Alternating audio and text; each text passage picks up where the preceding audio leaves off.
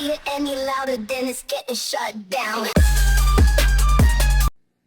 My name is Waffles, and I'm a government whistleblower turned political commentator, and this is the last 24 hours in the news.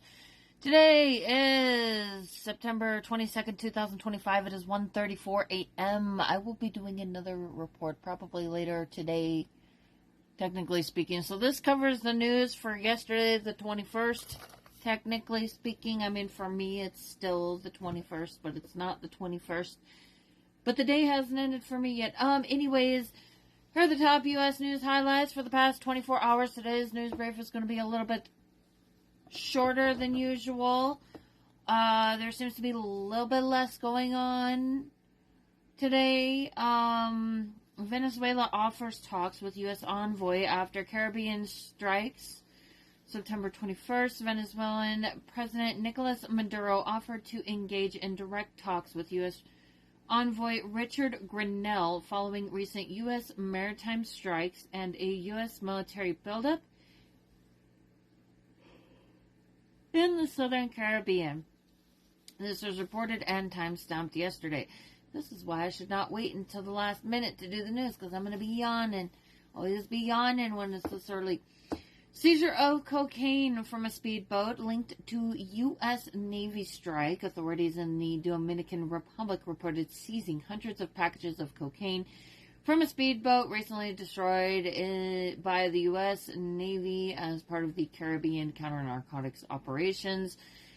The AP story published today ties this to the anti-narco mission in the Southern Caribbean. This is fresh, corroborating ongoing kinetic operations in the region. I don't have all the details about this. I am not going to take the time to look this up right now. It says authorities in the Dominican Republic reported seizing hundreds of packages of cocaine from a speedboat recently destroyed by the U.S. Navy.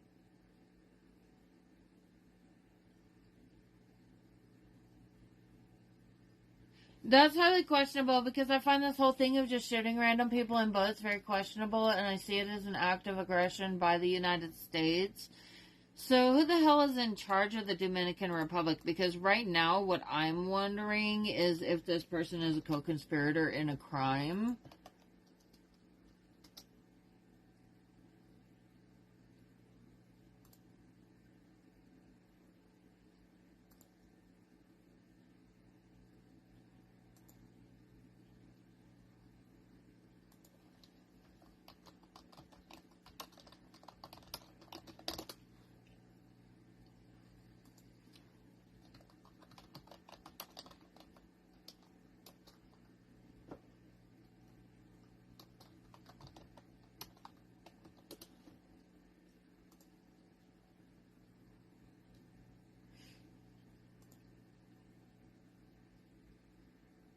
So the Dominican Republic is like off of the coast of Florida, like you know where Florida ends, like south of Florida you have Cuba, and then there's another island right below Cuba, and that is where the Dominican Republic is. So Cuba is on the opening of the Gulf of Mexico, and the Dominican Republic is a small location. It's like half of an island where Haiti is.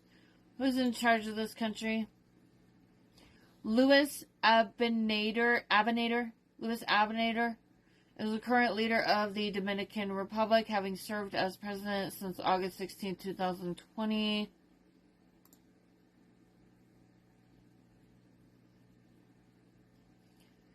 He is a member of the Modern Revolutionary Party, PRM. His victory was attributed to his handling of the economy post-pandemic.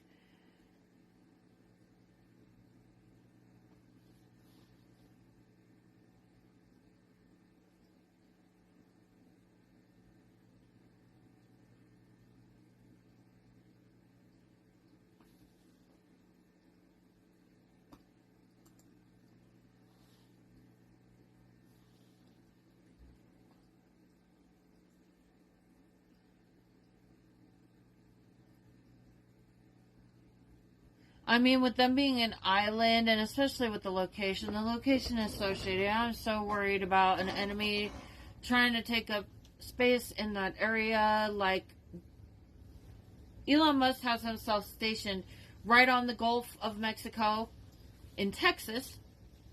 And then they tried to pop up alligator Alcatraz right on the Gulf of Mexico in Florida.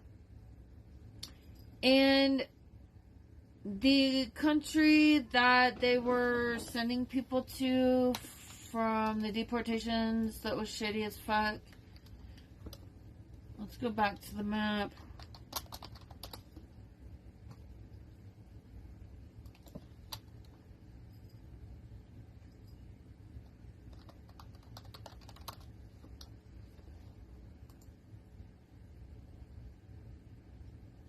My brain's not working too well. I can't remember the name of where the hell the asshole was.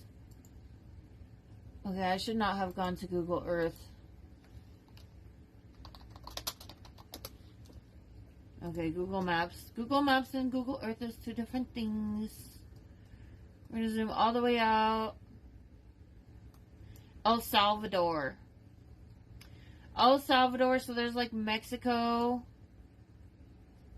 So if the leader of El Salvador is co-conspiring with Donald Trump on something very suspicious, and we've got this activity happening in the Gulf of Mexico, I mean, I can see why the Dominican Republic would try to cooperate because they're a tiny island and they would get destroyed. And so cooperation could provide opportunity for them in a situation like this. I don't think it's good, though. Because from my own perspective, I see mobilization happening in this area. And first of all, I'm worried about Vladimir Putin moving up the Mississippi River. I'm worried about certain land masses being brought under enemy control. And I personally feel that Donald Trump is acting as an enemy based on his actions right now. So this is an area of high concern for me. And if there's an enemy combatant that is being assisted by Trump in this region, they're going to have easy access to the United States and a huge vulnerability of the United States, which is the Mississippi River.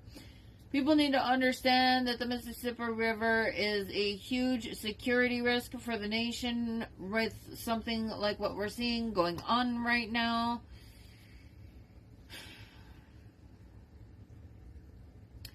Federal judge dismissed Trump's $15 billion lawsuit against the New York Times. A federal judge struck down the complaint as procedurally and substantially deficient. I've been reporting on that for 3 days, so we're not going to continue with it. A federal judge ruled the administration's mass termination of probationary staff unlawful. Again, covered in previous news. Today's Sunday, guys. It's just... And I would rather see the news be slow. Memphis National Guard deployment announced earlier this week. The White House published a memorandum establishing a Memphis task force and signaling possible federalized deployments. Local leaders have pushed back, and timelines for Guard activation remain in discussion. This was reported earlier this week, but remains an ongoing story.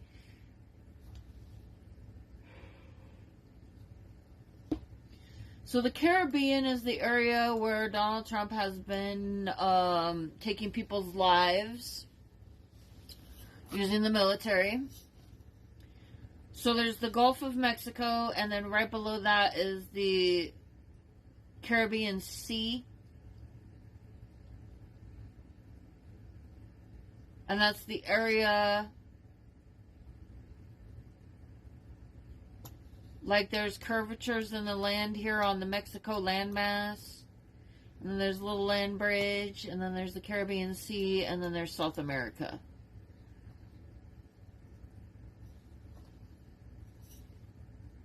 Concerns over the CDC losing its shit and falling apart and everybody getting fired and a drug addict being in charge of the CDC making irrational decisions.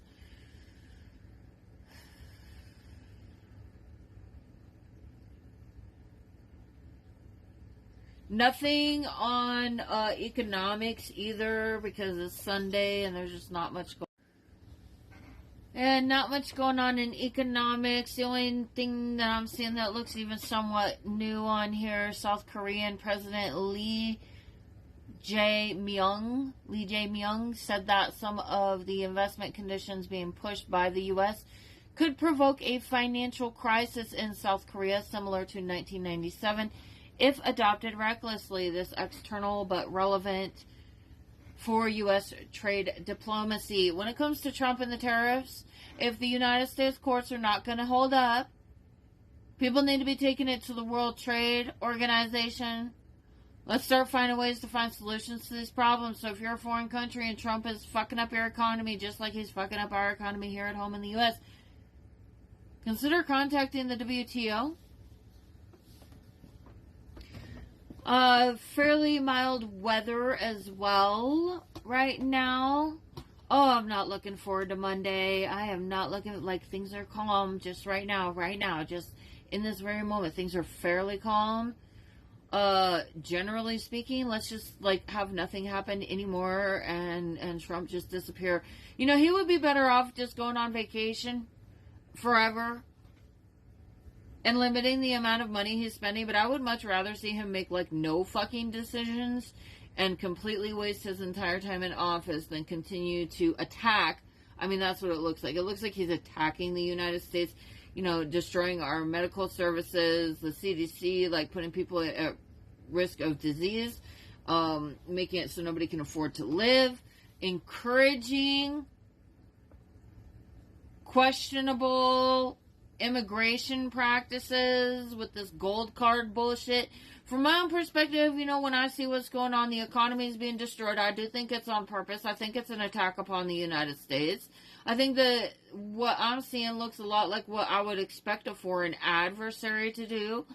And with them trashing the economy and all these commercials I'm seeing about buying up people's houses cheap, and then to hear Trump talking about this gold card, it's like, so you're just going to kill all the Americans and replace them with something else? I mean, isn't that what a foreign adversary would do? So when it comes to people losing their farms and losing their homes in the middle of all of this, just remember, Trump's got his gold card that he can use to replace Americans with foreign nationals. And then America can become something else. I am very alarmed by this gold card shit and the making everything unaffordable shit. Today and continuing into Monday, Central and Southern Plains and Lower Mid-Missouri Valley for the weather. We're doing our weather forecast now. There's a risk of severe thunderstorms across parts of western and southern Kansas, northern Oklahoma, and into western central Oklahoma. Threats include damaging wind gusts, large hail, and possibly isolated tornadoes. SPC has issued a slight risk in these regions. Storm coverage is expected to increase as a frontal boundary moves southward. Conditions are likely to become increasingly favorable for storm clusters or multicellular systems late afternoon into evening. Lower Great Lakes and Ohio and Tennessee valleys. Scattered storms are expected later today into tonight and also Monday in parts of Tennessee Valley and Lower Great Lakes region. Primary risk is strong winds and localized heavy rainfall. Flash flooding is possible in areas with repeated storms or poor drainage.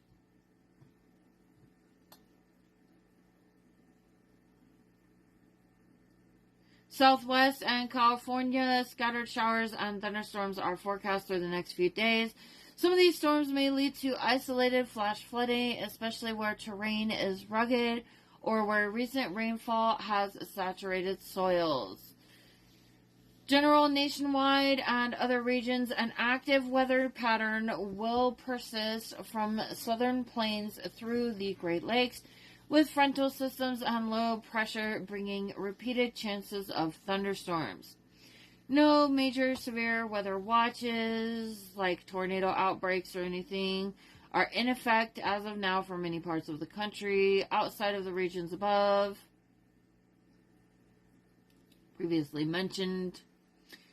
For international news, France and Saudi Arabia convene a summit pushing for a two-state solution in Israel and Palestine. France and Saudi Arabia are organizing a meeting of world leaders aimed at rallying diplomatic support for the two-state solution.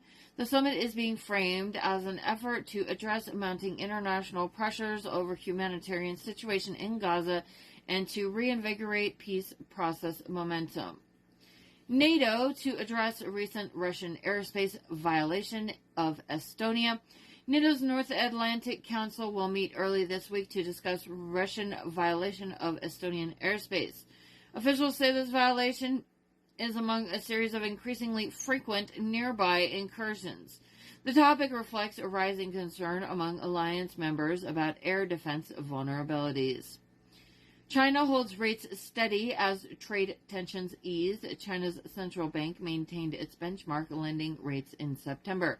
Choosing to hold steady for the fourth consecutive month, this decision comes amid easing tensions in trade relations with some partners and reflects cautious economic policy balancing. European airports suffer check-in system disruptions linked to cyber attacks. Airports in Europe, including Heathrow, London, and Berlin, continue to experience delays and cancellations due to ongoing disruptions of check-in and baggage systems following a cyber attack. The partial outage reportedly traveled across multiple airlines and reduced staffing or support in some of these terminals. India Prime Minister Modi urges citizens to favor local domestic products. Indian Prime Minister Narendra Modi asked citizens to reduce reliance on foreign-made goods and purchase locally manufactured products. The call is part of broader economic nationalism agenda, Make in India efforts. Make India great again. Yeah, they pretend they're enemies, but I'm pretty sure what we're up against is BRICS, and India is part of all this from my own perspective, based on the things that I've observed. I just think that even though Donald Trump keeps insulting India, that he is involved with them and that they're conspirators in a crime. So, that's just my personal opinion. It is 1:52 a.m. I don't even know why the hell I'm still awake. Let's look for what else we got in other news here. There was the dumbass that got busted taking bribes.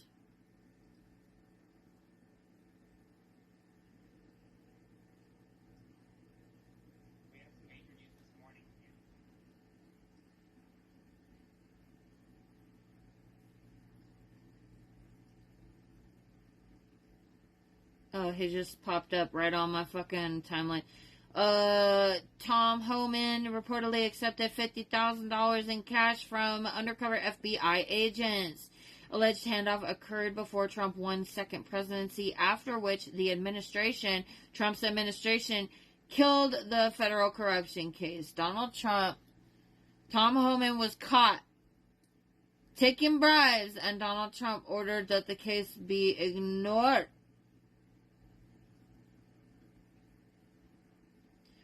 Donald Trump's slur posting on freaking Truth Social again. Group of protesters managed to chase off ICE and effectively halt ICE operations. I believe this was in Chicago. It's on my timeline on Blue Sky. Another child sex predator has been arrested. His name is Greg Hayden. Another one of the MAGA creepers arrested for inappropriate activities with a child.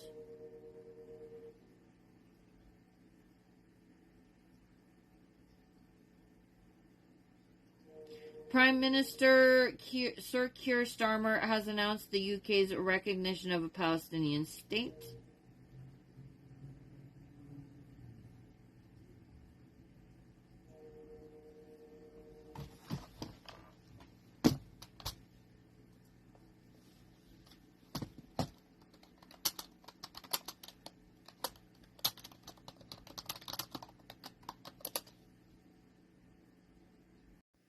Per Aaron Parnas, it looks like Canada, Australia, and United Kingdom have also decided to recognize a Palestinian state.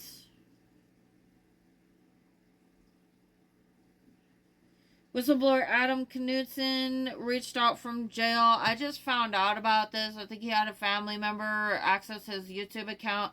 He's going to be getting out in October, I believe. But there are statements on his timeline that were recently added at the end of August on the account Firefighter360 on TikTok.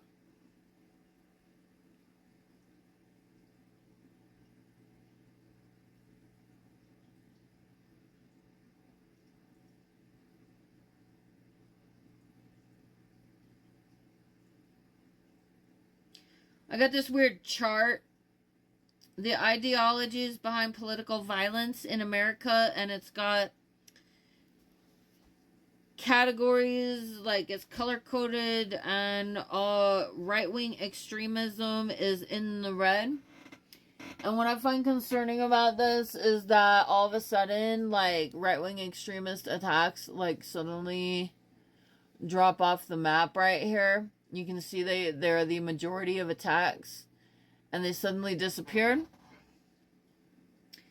resulting in a guilty verdict. So then that means that the United States is not currently, in 2025, trying any of these, like,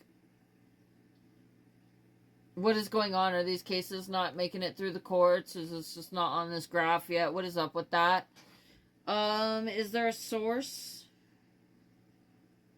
There's a link, a hyperlink. I'll have to type it in. What is this map?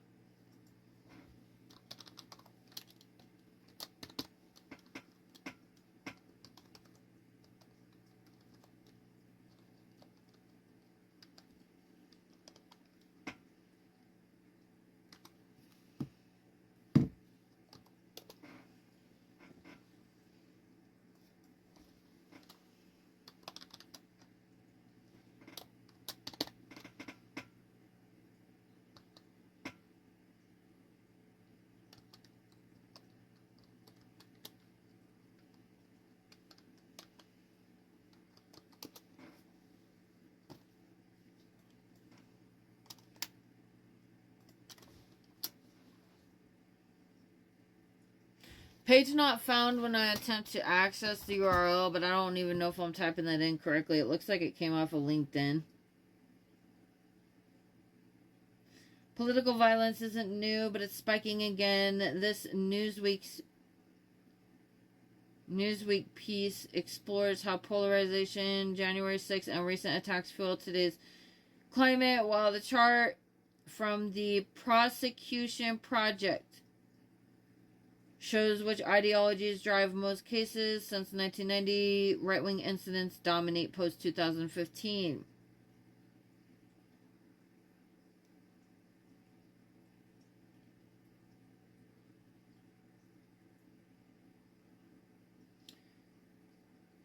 U.S. Department of Education partners announced on the 17th it is partnering with 40 extremist religious conservative groups to reclaim our schools.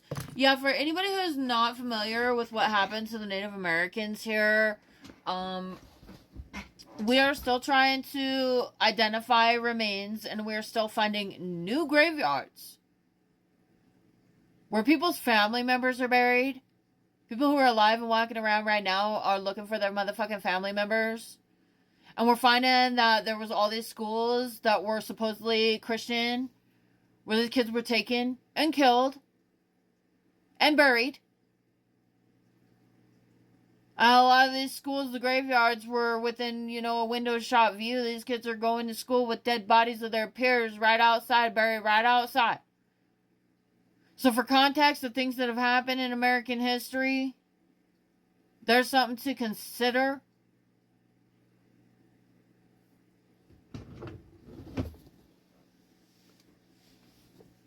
Those are the native, we call it Indian boarding schools. United States.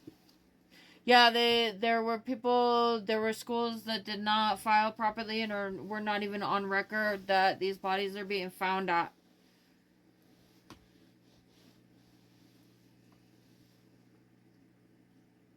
So, Christian nationalism, I mean, my friends and stuff, we know plenty about that, and it's not something we want to see repeat itself. And it is something to take seriously because there's some crazy ass people.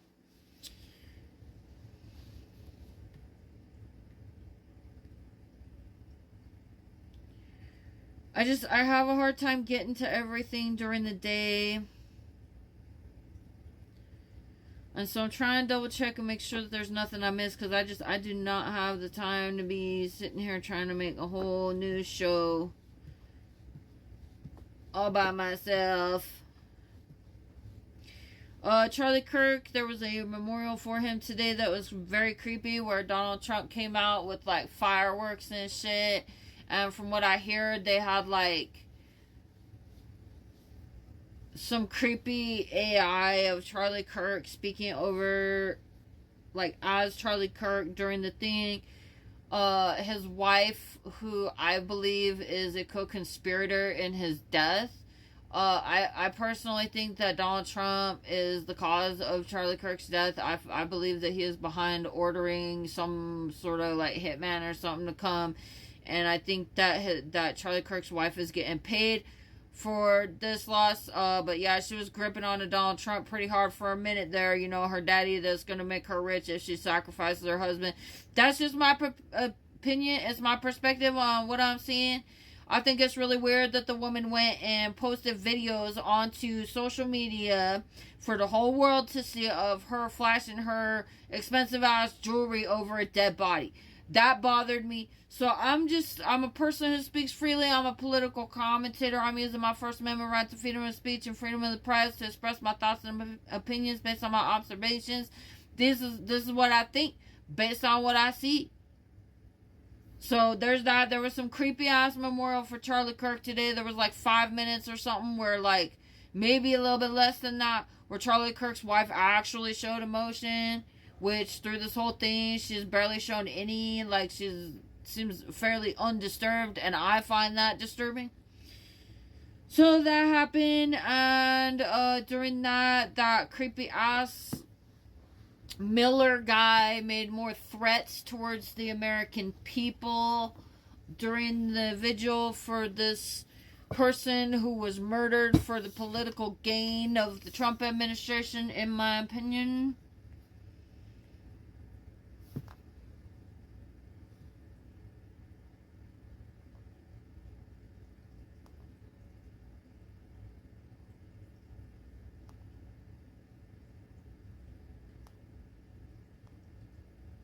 And that concludes all the stuff I got for the news for today, right now. As far as what I have access to, what I've seen, these are my observations. This concludes today's news report. Everybody stay safe out there. We'll see you later.